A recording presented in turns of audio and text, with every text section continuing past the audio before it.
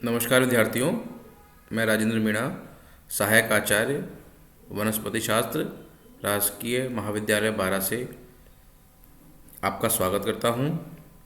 बच्चों, हम BSc second year में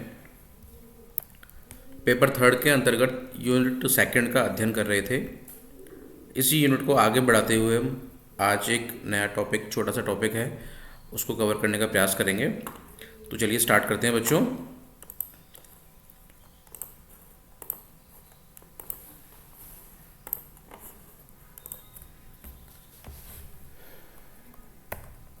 तो आज का जो हमारा टॉपिक है बच्चों, वो है एक बीजपत्रियों एवं द्विबीजपत्रियों के प्राथमिक तने का संवहनीकरण। अर्थात आज हम सबसे पहले तो संवहनीकरण क्या होता है उसको देखेंगे और इसके बाद में जानने का प्रयास करेंगे कि एक बीजपत्री पादपों और द्विबीजपत्री पादपों में संवहनीकरण की जो प्रक्रिया है किस प्रकार द्वारा संपन्न होती है। ठीक है बच्चों, तो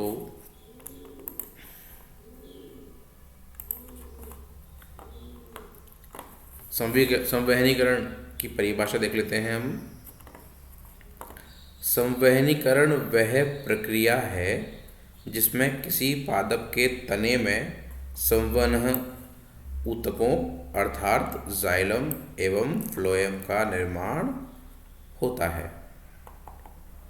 ठीक है बच्चों, क्लियर है इतनी बात? तो हमने कहा कि संवहनीकरण वह प्रक्रिया है जिसमें कि किसी पादप के तने में, वो पादप जो है एक बीजपत्री पादप का तना भी हो सकता है, द्विबीजपत्री पादप का तना भी हो सकता है। तो संवहनीकरण वह प्रक्रिया है जिसमें किसी पादप के तने में संवहन ऊतकों जैसे जाइलम और फ्लोएम का निर्माण होता है।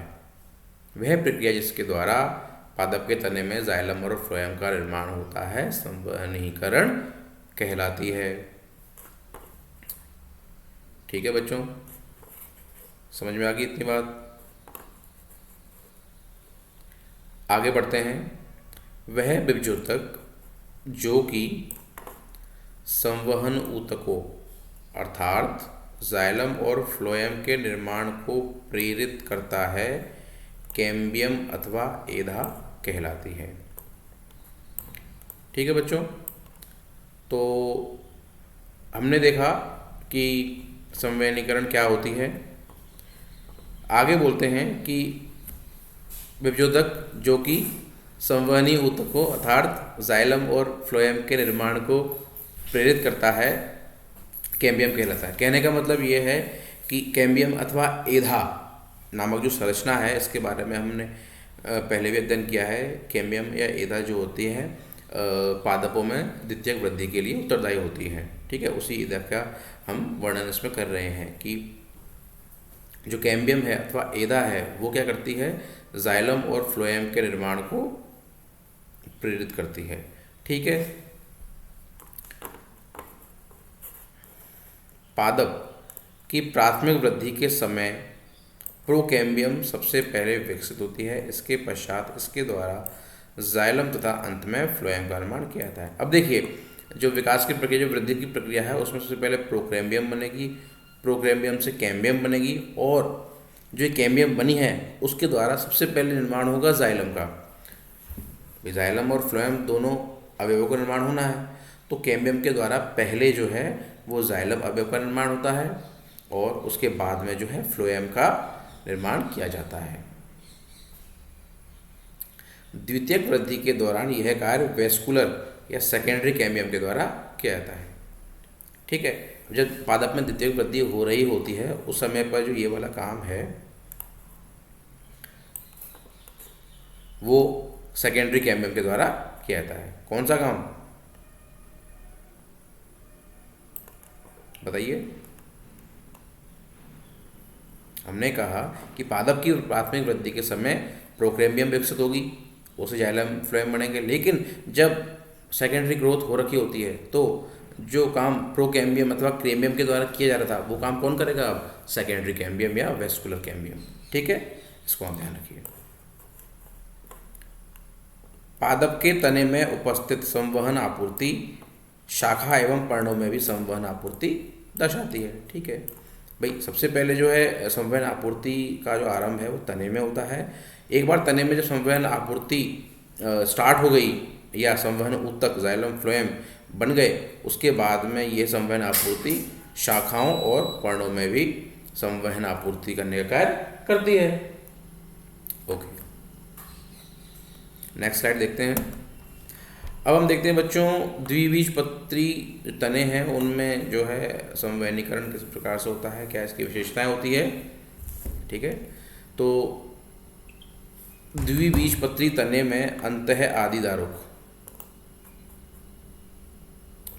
एंड डार्क कंडीशन, बही फ्लोएमी फ्लोएम बाहर की ओर तथा वर्धी प्रकार के, वर्धी यानी कि जिसमें कैम्बियम पाई जाती है अर्थात तृतीयक वृद्धि पाई जाएगी, उस प्रकार के वेस्कुलर बंडल पाए जाते हैं जो कि वलय में उपस्थित होकर यू स्टील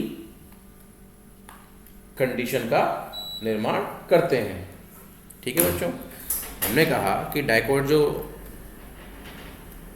प्लांट है उसकी जो स्टेम है उसमें एंडार्क और जो है वही फ्लोएमी और वर्धी प्रकार ओपन प्रकार के जो वेस्कुलर बंडल पाए जाते हैं जो कि वलय में व्यवस्थित होते हुए यू स्टील स्थिति का निर्माण करते हैं। ठीक है, यह यू स्टील स्थिति ही पर्व संधियों पर स्थित होकर संवहन आपूर्ति प्रदान करती है। यही जो यू स्टील स्थिति है जिसमें कि जो सारे वेस्कुलर बंडल है एक वलय में उपस्थित हो जाएंगे, यही पर्व संधियों पर उपस्थित होकर संवहन आपूर्ति प्रदान करती है। ठीक है, यही संवहन आपूर्ति यह शाखा तथा पर्ण में संवहन आपूर्ति करती है।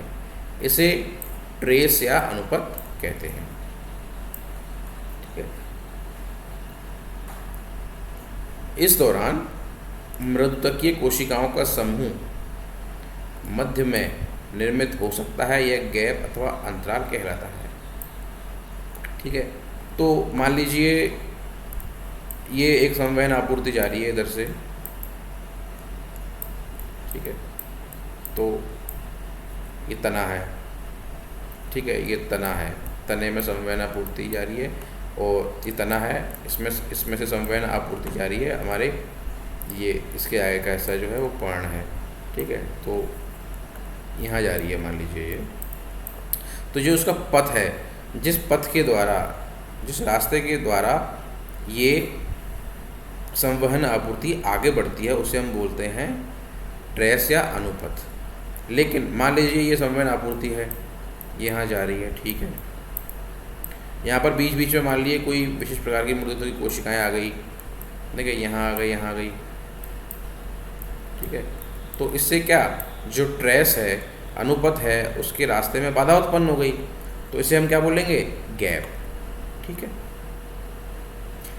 तो ये ट्रेस और जो गैप होते हैं ये विभिन्न प्रकार की स्थितियाँ निर्मित कर सकते हैं डाइकोट जो प्लांट्स के जो तने हैं उनमें। कि पहली जो स्थिति है वो है एक ट्रेस व एक गैप बनने पर, दूसरा है 3 ट्रेस और 3 गैप बनने पर, और तीसरी है 3 से अधिक गैप और 3 से अधिक गैप बनने पर किन किन स्थितियों का निर्माण होता है। तो एक ट्रेस और एक गैप बनने पर यूनिलेकुलर कंडीशन बनेगी, 3 ट्रेस और 3 गैप बनने पर ट्राइलोक्यूलर कंडीशन बनेगी, और 3 से अधिक गैप और 3 से अधिक ट्रेस बनने पर मल्टीलेक्युलर स्थिति का निर्माण होता है। अब बच्चों देखिए, ये ही जो स्थितियां हैं 3 विभिन्न प्रकार की जो स्थितियां हैं, यही पादप में विभिन्न भागों में जो है संवहन आपूर्ति प्रकट करती है या प्रदान करती है। अब देखिए क्लियर है कि जिस स्थिति में ट्रेस अधिक होंगे गैप कम होंगे तो उस कंडीशन में जो है संवहन आपूर्ति बेहतर तरीके से हो पाएगी। ठीक है, ये हमें ध्यान रखना है। तो ये तो हो गया द्विबीजपत्री तने में जो है संवहनीकरण किस प्रकार से होता है उसका वर्णन। आगे देखते हैं, एक बीजपत्री पादपों में संवहनीकरण जो है वो किस प्रकार से होता है उसको हम देख लेते हैं। एक बीजपत्री पादपों के तने में बिखरे हुए संवहन पूल पाए जाते हैं। ठीक है बच्चों, हमने मोनोकोट और डाइकोट स्टेम जो है उसकी टीएस का अध्ययन हम कर चुके हैं।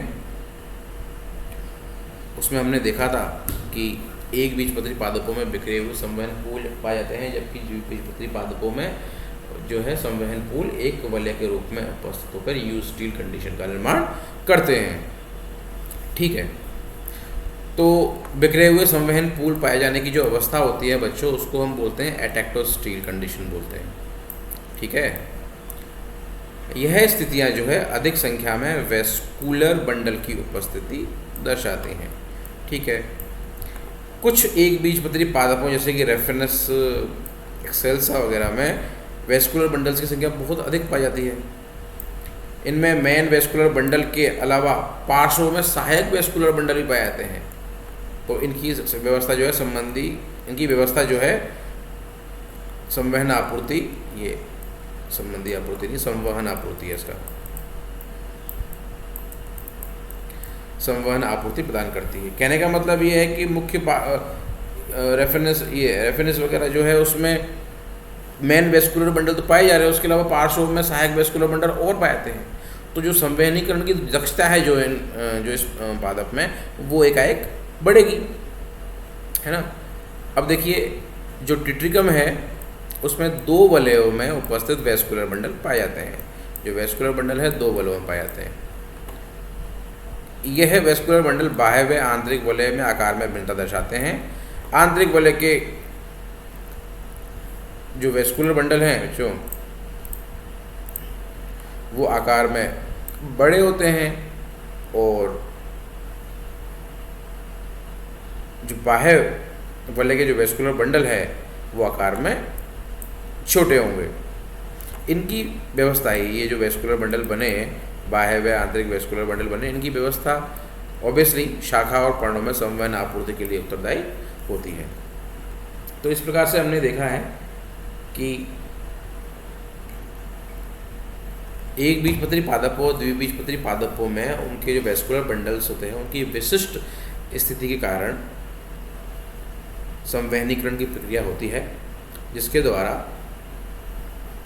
मुख्य तने में, उससे संबंधित शाखाओं में और पर्ण आदि में जो है संवहनीकरण प्रक्रिया जो है अधिक दक्षता से संपन्न हो पाती है। तो ये छोटा सा टॉपिक था बच्चों हमारा आज का, इसको हमने कंप्लीट कर लिया है।